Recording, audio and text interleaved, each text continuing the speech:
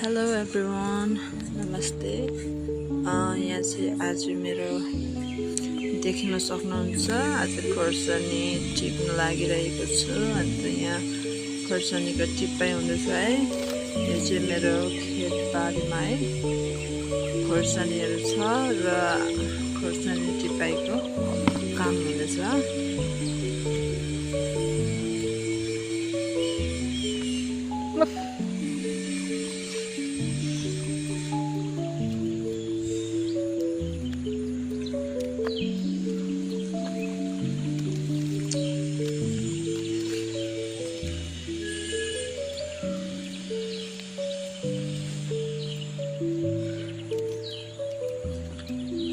खोर्सानीहरू धेरै चोटि भइसक्यो है। यसरी फल्दै टिप्दै गरेर र तपाईहरुलाई एक्स्ट्रा नलेज जस्तो भनौँ भने चाहिँ सब्जी मात्रामा चाहिँ खोर्सानी रोप्नु भयो भने चाहिँ तपाईहरुलाई धेरै फाइदा हुनेछ।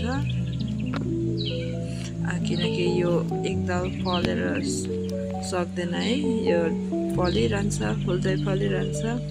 तपाईहरुले के गर्नुपर्छ भने टिप्नु चाहिँ छोड्नु हुँदैन। यसले छिप्पिसक्दा चाहिँ यसलाई टिपिहाल्नुपर्छ ताकि अर्कोले फुल्न थाल्छ। र यो भयो म घरतर्फ लाग्दैछु खोर्सानीहरू टिपेर। र यो चाहिँ आज बिहानखेरि फेरि हामीहरू बजार बेच्न लिएर आएको छौँ है, म र मेरो हस्बेन्ड।